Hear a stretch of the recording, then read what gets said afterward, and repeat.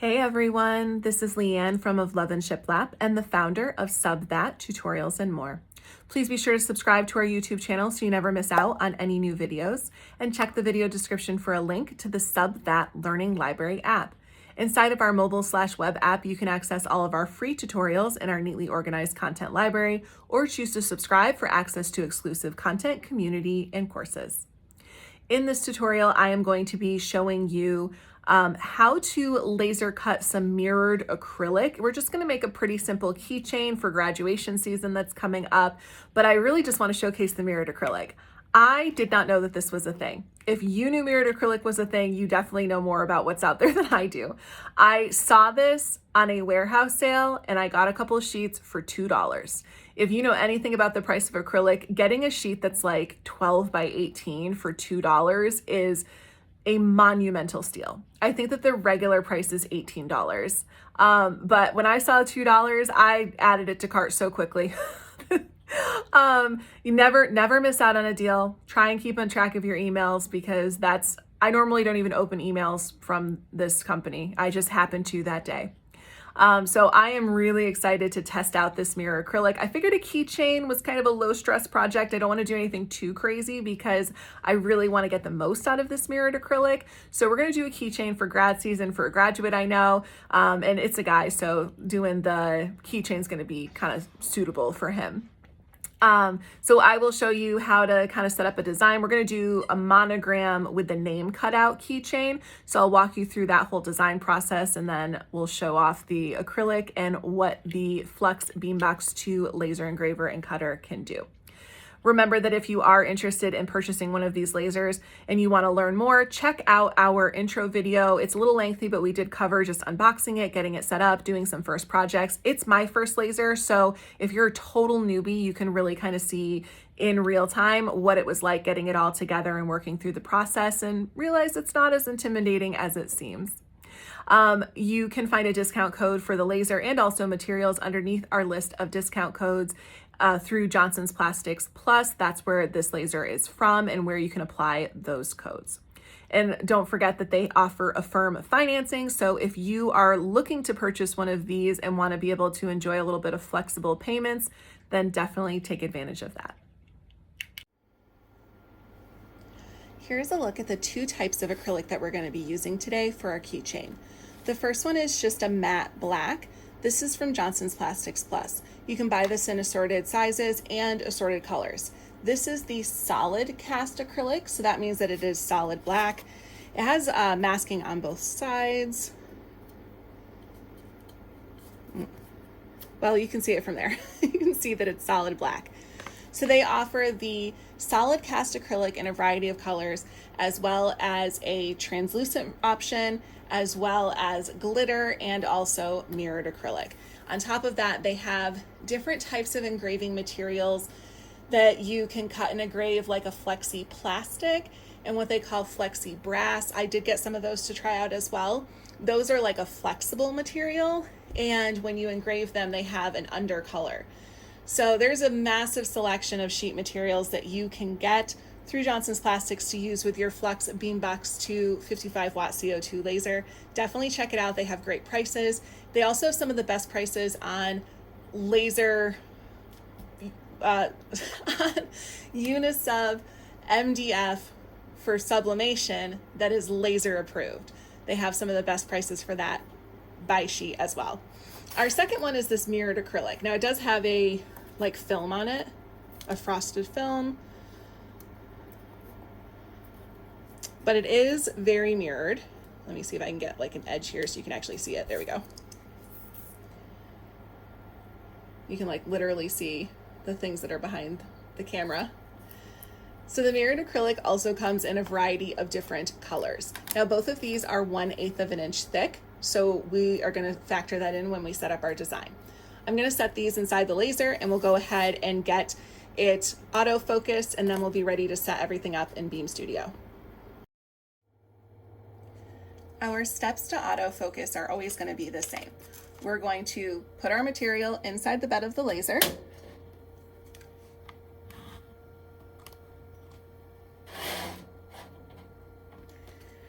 For the mirrored acrylic, we actually want to put it face down, and we're going to do our design mirrored in reverse. And the reason why is because we don't want the laser beam to bounce off of that mirror and cause any other issues. The other one is masked on both sides.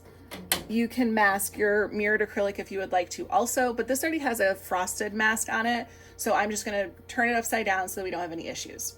Next, we're going to go ahead and move our laser head via our control panel over and move our little peg down so that we can get the camera to autofocus.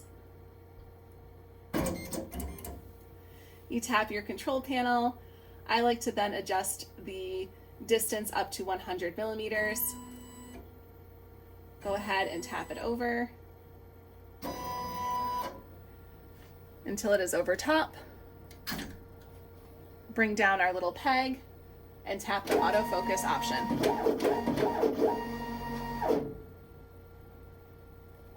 Once it is focused, you can push the peg back up, close the lid, and tap the XY to send the laser back to its homing position. We're now ready to set everything up in our Beam Studio. Using Affinity Designer today on a Windows PC. If you're using the Mac version, you may find that the interface is slightly different, but overall the steps that you're going to follow are going to be the same. We're going to start by opening up a new document by coming to New, File, and then New or New Document. I want to set my document size to be about the size of the keychain I'm looking to make. So I'm going to switch my dimensions to inches, or my document units to inches, and then I'm going to go with, let's do 3.5 inches by 3.5 inches. I don't want it to be super small keychain, but I also don't want it to be too big. My thought is that basically it'll work like a bag tag or a keychain, or even a car hanger, kind of just some different ideas for a young man who is heading off to college.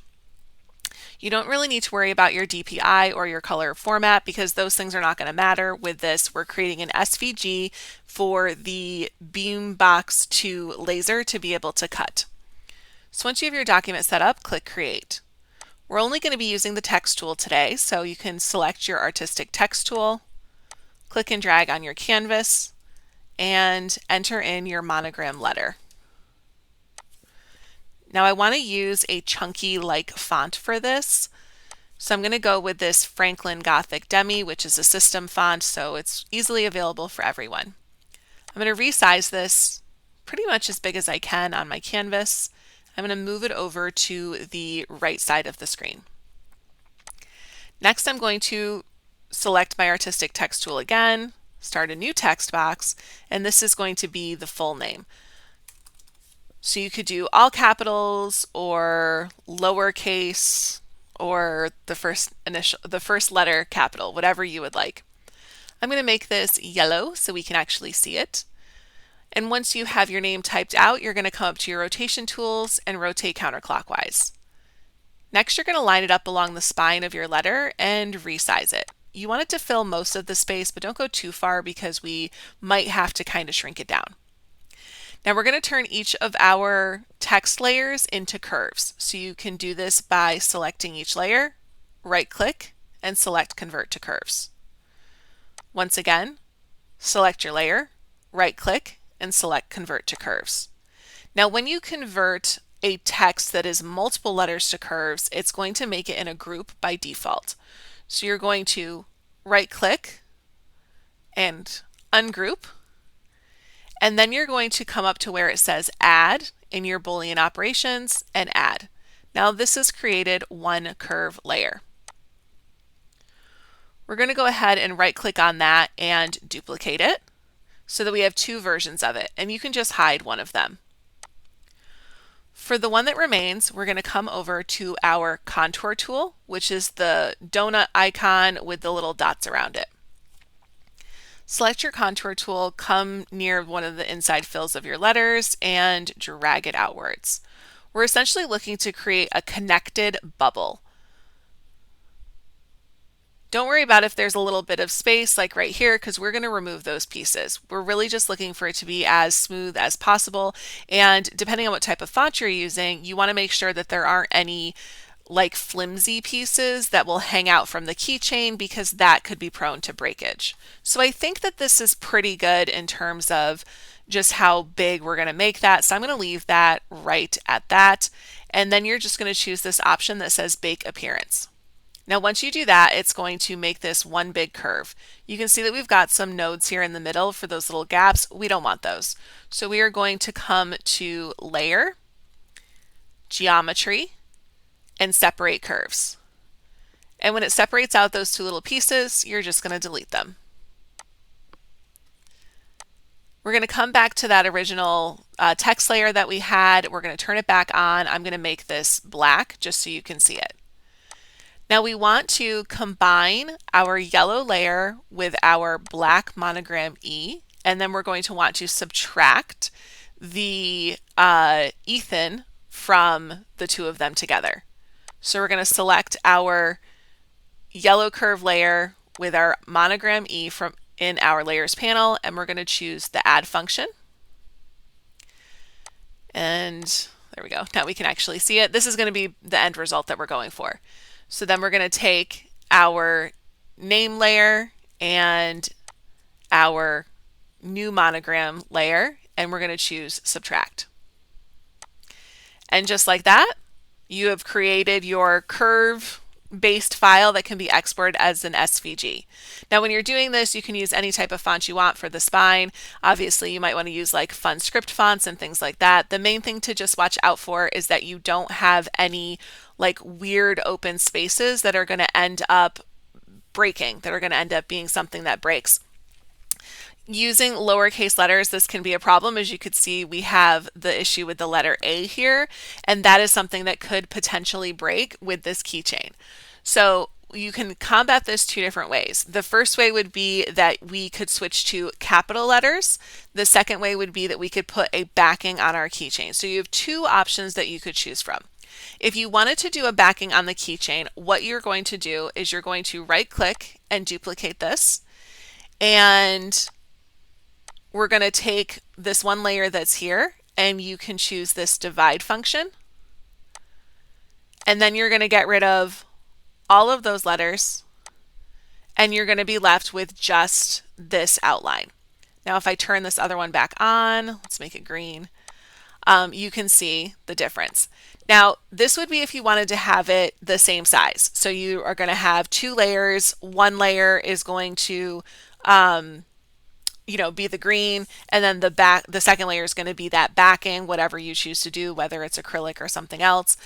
And you can have it match up like this, or you can choose to expand that stroke a little bit and make it a little bit bigger. So if we did that, we would come to our contour tool. I'm going to hide that layer for a second. We'd come to our contour tool, oops, once again, and we would expand it outwards. Now it doesn't need to be substantially bigger. Maybe you're just looking to have it be just a little bit bigger.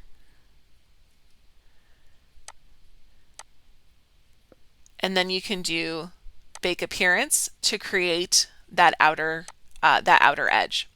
Once again, you do want to watch out for any like weird little spots that you might get. And if you see any of those, just come to layer. Oh, that was not what we wanted to do. Don't do that. You come to layer, geometry, and do separate curves, and it should separate all those little pieces. And you can just delete them. So now for our keychain, we will have our top layer and our bottom layer, two separate pieces, as you can see right there, and then we can glue them together. But there's one more thing that we want to do because we want to make this really easy when we send this off to our laser. So first, we don't need this to be filled. If it's filled, the laser is going to think that this is supposed to be a layer that it is going to engrave. And in this instance, we don't want this to be a layer it's going to engrave, and we can set this up for success right from the start here with our SVG. So what we're going to do is come to our color panel and simply swap so that we have the stroke and the fill is empty. And you might need to add a little bit of stroke weight just so it's actually visible. Now the next thing I want to do is actually duplicate my name merged layer, because I need to have one that's going to be cut out separately, and then I need to have one that's going to score. So we can set this one right here for scoring. We're going to do that same step where we just switched the fill and the stroke so that they are independent. I'm going to make that black though because it's really hard to see. Okay, we're not going to merge these together though. We're going to leave these as separate layers because the way that we're going to navigate this with our laser is that this layer is going to be cut. This layer is going to be engraved into this cut piece. So that way we have a place to line everything up accordingly. And then this layer will be completely cut. Creating this score line is just a little trick anytime you're doing multiple layers of something, especially something like this that's going to be multiple layers of acrylic, or if you're doing wood and acrylic. This allows you to just easily line things up. It's just going to make life a little bit easier for you when you put it all together. So we are going to have that score line to be able to match everything up. And then again, we will have this layer as our another cut layer. So I am going to just make sure all of my stroke weights are got a little bit of weight to them so we can actually see them.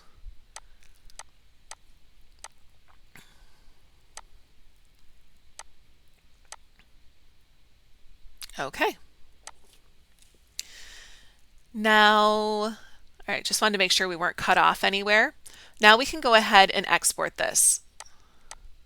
So I'm going to click and drag across that. I'm going to go File, Export. We're going to choose SVG from our drop-down menu. And I'm going to do selection only because I don't want any of that extra space that's around, and then select Export. Now let's open up Beam Studio. Beam Studio is the software that is specifically designed for setting all of your parameters and doing some editing and compilation of designs to use for laser engraving and cutting on your Flux Beambox 2 laser. We're going to import the design we just made by selecting this image icon from the left sidebar. It's going to prompt us to what type of layering style we want, and we're going to select color. Now, one thing I realized that we forgot to do since we are making a keychain is we need to add a little circle in here that is going to be what will get cut out so that we have a place to put the jump ring and the keychain link in. So I'm going to go ahead and grab my oval tool, and I'm going to click and drag to get one started. I am then going to come over to the control panel with those little icons, and I'm going to adjust the measurements. I'm going to do about 4 millimeters. I think that's probably perfectly fine for a keychain. Yeah, I mean 4 millimeters should be a good size. I think we just need to adjust our overall file. So I'm going to select our overall original file here, and yes, currently it is much bigger than what we're going for. We are going for about 3.5 inches. Oops, so I'm not going to do the width. I'm actually going to do the height. And we're going to do 88.9 millimeters to get that 3.5 inches that we're going for. So now if I zoom in,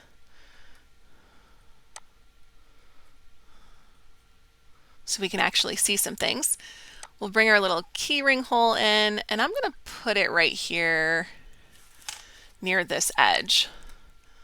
I think that'll work. I'm going to duplicate that because I actually need to have 2 of them. And I do want them kind of on top of each other. There we go. I'm going to see if I can just click both of them.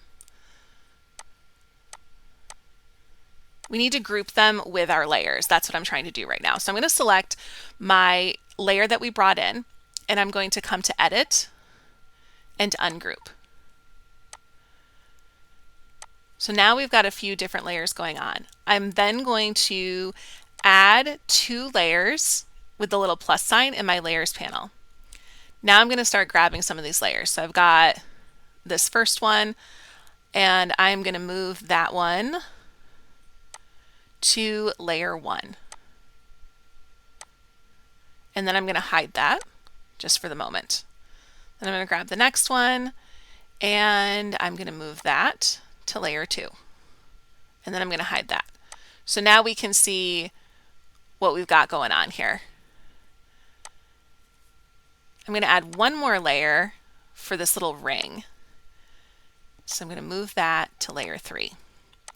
So now everything's on a different layer. If I hide that yellow ring for a second, you can see that everything's on a different layer. We want to group these two things together first. So I'm going to go ahead and select them. I'm going to right click and I'm going to choose group. Now I want to turn on that layer 3 that we've got there, make sure we can actually see that. And that one is actually going to go with our top layer, which is going to be the layer 1. So I am going to have this layer selected and I am going to turn on that one as well. So with that layer 3 selected, I'm going to move that to layer 1. I'm going to hide my black layer and I'm going to click and drag those as well. And I'm going to do edit and group. This is just going to make it so as I move things, I'm not going to lose that little circle. We don't want to lose it. So now we can turn all of our layers back on so we can actually see everything.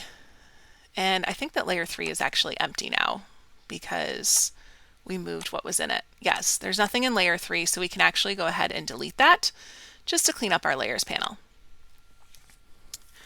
So our blue layer is the one that we want to separate out. That is going to be our layer that is going to, we're going to hide the red layer so that we can grab the blue layer. All right, we're going to grab that blue layer. We're going to separate that out. That's going to be our one that is going to be the mirrored acrylic. Back over on our other layers, we just want to set our settings accordingly. So for our black layer, this is going to be a cut layer. So we're going to come down to our parameters and we're going to choose the option for acrylic cutting. We are doing 1/8 inch thick acrylic, so we can do 5mm cutting as the option. For the layer 2 that's there, this is going to be our engraved layer on top of that black. It's just for the purpose of us getting everything lined up. So we are going to select that layer and we are going to come down and choose acrylic engraving. And then for the blue layer, once again, we're going to be cutting that. That's going to be the one that's cut out of the metallic. So we're going to do the 5mm cutting option there. Now the blue one is going to be mirrored because it's going to be on mirrored acrylic, which is facing down. So we want to mirror this design as well. So with that specific layer selected, we're going to come to our control panel, choose that horizontal flip option, and now it will be mirrored. So we've got our design ready to go. We just need to do our bed scan and get everything set up so it can be sent off to cut. We're going to select the camera icon in the top left to enter raw mode. It's going to home the laser and then it's going to go ahead and give us the go ahead so that we can scan the bed. You just click and drag across your canvas with your camera icon there. And it's going to give us an image of the acrylic that we placed inside.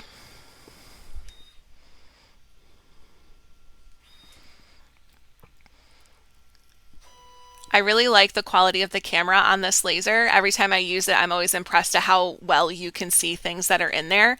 It definitely helps to have good lighting. I find that if I'm trying to film tutorials or even do something like this when it's getting darker out, you can't really see as well in there. Using stuff that's clear or black is also a little bit of an issue with contrast, but I have learned just to put something underneath it, like a scrap piece of wood, and it makes all the difference in being able to see it. Okay, once we've got our bed scan, we can go ahead and exit preview by doing that swoop back arrow, and then we're just going to align our design on the acrylic. So we've got our mirrored piece and our other piece, our glossy black piece. Now I did do this, it's supposed to be about 3.5 inches. So that's pretty much where we're at. Oh, I just accidentally moved my layers. I am going to adjust this a little bit just so it kind of cuts. It doesn't really matter with the laser. This is just my own thing. I do like to try and make things as straight as possible. Now, I'm not saying that you have to save every little scrap of something like acrylic, but I am going to say that if the opportunity is there, like right now, there's actually kind of a decent amount if I just needed a small piece. So I am going to go ahead and just move these down so that I can have just that little bit of extra. I know it's not a lot, but you just never know. You just never know when you might want to be making, I don't know, some layered earrings, and you might need that little tiny piece. So I am going to go ahead and move those down. I think that that will just help give us the maximum space here. So our overall keychain should still be 3.5 inches roughly tall, which I think is a good size for a keychain. I believe I cut these pieces to be like 4.5 because I wanted to make sure that I had just enough extra space just in case. So I'm going to put these near the edge just so we can save those little pieces. I'm not saying you have to do it. Always make sure that when you're pricing your laser products, you're calculating 15 to 20% worth of waste. Sometimes you'll have more waste than others, but if you're always factoring that into your cost, you are always going to have a buffer in case you have errors, in case you have more waste than you were planning. It's just a smart move. So once we have everything set up, we can go ahead and click that Start Work. And it tells us it's going to take 8 minutes. We'll press Start and it's going to send it on its way.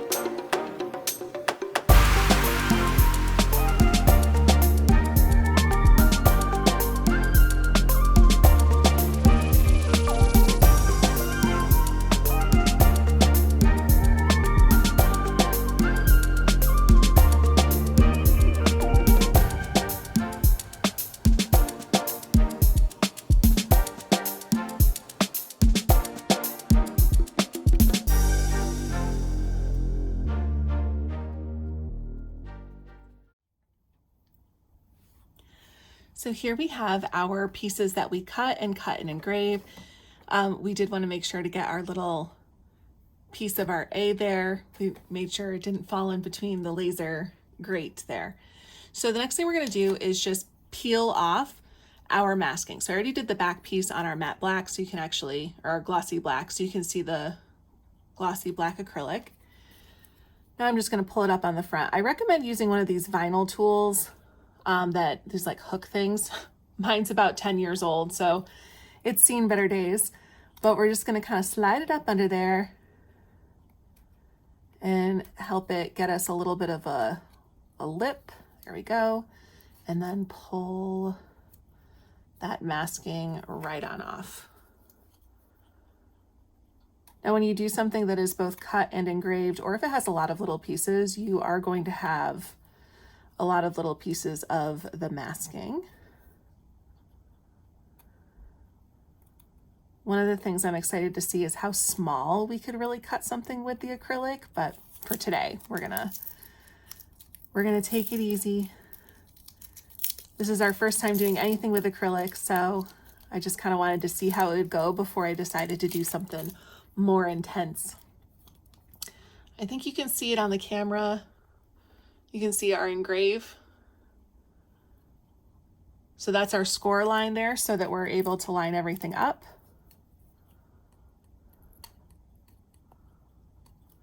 You can also use tweezers.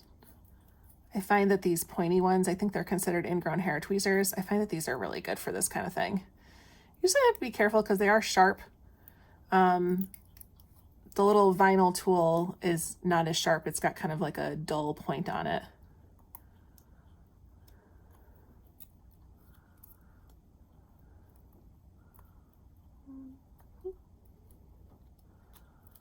All right. So we were able to save that little bit that was left over outside of the size of our keychain, and that'll come in handy if we do some small projects. I have some ideas, oops. I have some ideas to do some layered earrings. I've seen some really cool like Halloween ones. I'm really not into Halloween, but man, the Halloween crafts make me want to be into Halloween because there's always people doing the coolest stuff.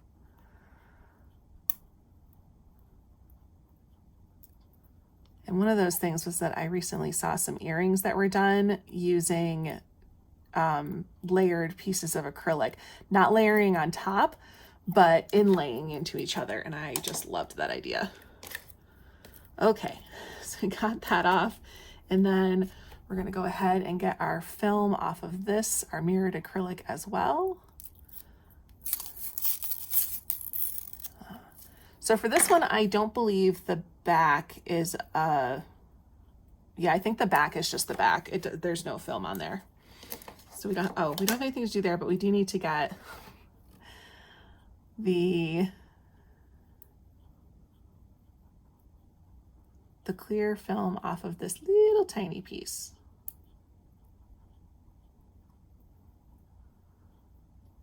We might have to try and do this one when it's glued into place, but we're gonna try it just for a second here.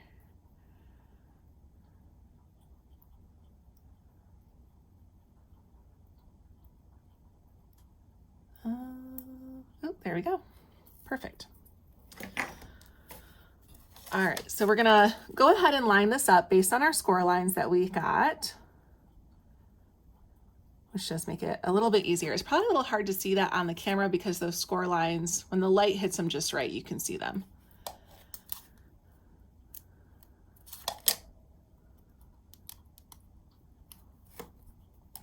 I probably should have waited to take the film off the mirrored acrylic just so I didn't get fingerprints all over it. Okay, so it looks like I'm gonna be able to get this lined up pretty easily. I'm gonna go ahead and put some of this glue on. So I'm just using this Gorilla Glue. This is like an all-purpose designed to be permanent kind of glue. It doesn't dry immediately, so we'll have an opportunity to kind of get everything in place. I am gonna use a paintbrush just to kind of spread the glue around.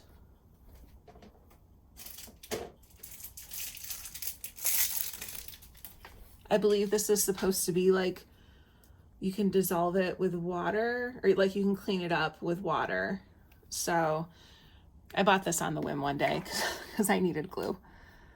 So we're just gonna kind of spread it around. This is where having the adhesive backing put onto your acrylic really would come in handy, because then you would just be peeling off the cover for the adhesive and you would stick it together. So I may give that a try. I think you can also just buy separate adhesive and you can apply things yourself if you want to. So you definitely have options. You can cut it with the adhesive on. So it's not like it's not like you're trying to figure it out afterwards. Okay. It's got a nice covering of glue. Like I said, this one doesn't dry super fast, so it will give us an opportunity to make sure everything's lined up perfectly.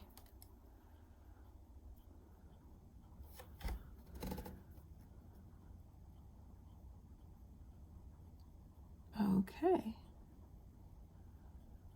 So I've got it lined up and I'm gonna just, oops, I already moved it. I'm gonna try and make sure I don't shift it too much. I'm just gonna set it down. And this way we can let this, this dry. But I can pop in my little missing A piece with my tweezers and a little bit of glue. I'm gonna see if I can get you guys in there.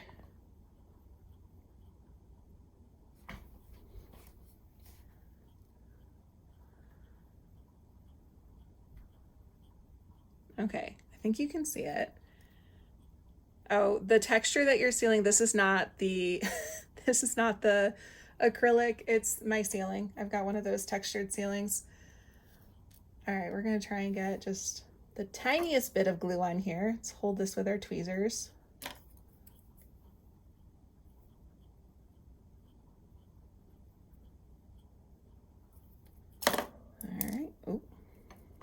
I'm already failing. All right, we're gonna put that right in its little spot.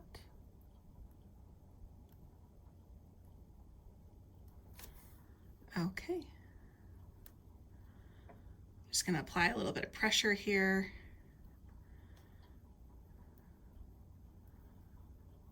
All right. So this glue does take about 10-15 minutes to dry, but once it's dry, we can go ahead and add our keychain ring on. So let me just get our garbage out of the way while we're waiting. Now that our layers of acrylic are fully dried and fused together, we can go ahead and add our keychain hook. Now I have two different ones here. The first one you would need a jump ring for. The jump rings that I have are not quite big enough for the 2 layers of acrylic, unfortunately, but you can always get different size jump rings and use this option if you would like.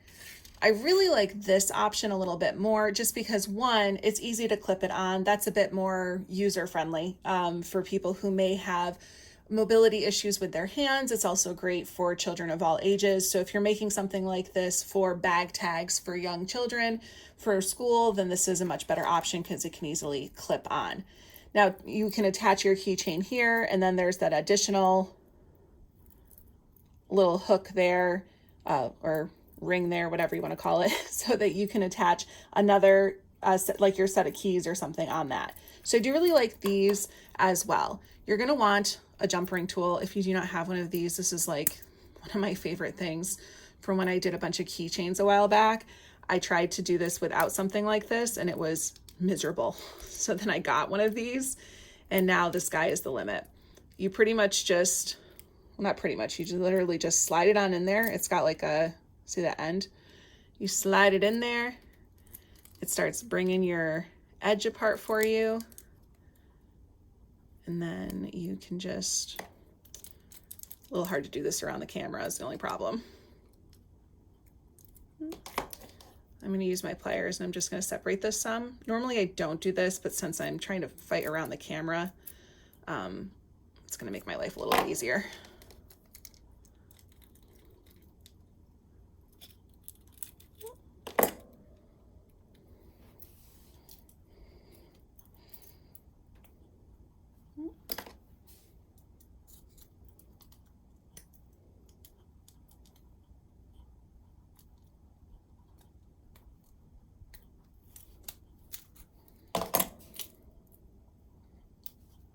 All right. Definitely make sure that your glue and stuff is all the way dry. You want to not have anything slipping and sliding when you are trying to apply this, because you're going to be putting quite a bit of pressure to kind of get the ring, the key ring, wrapped around. So I got it in just like that, and now we'll just twist it. And there's our keychain. Now, if you're shipping an item like this, I definitely recommend that you get like a nice little bag or a card on the back so that it can easily hang and display. Something like this, if you do it this size, is not going to fit in a traditional keychain display bag. So you'll need to get something that is a little bit bigger. Any type of like a poly, like a t-shirt bag would work for something like this. I believe I have some that I've used in the past. Let me just look. Yes, so I have these, which are actually like the perfect size.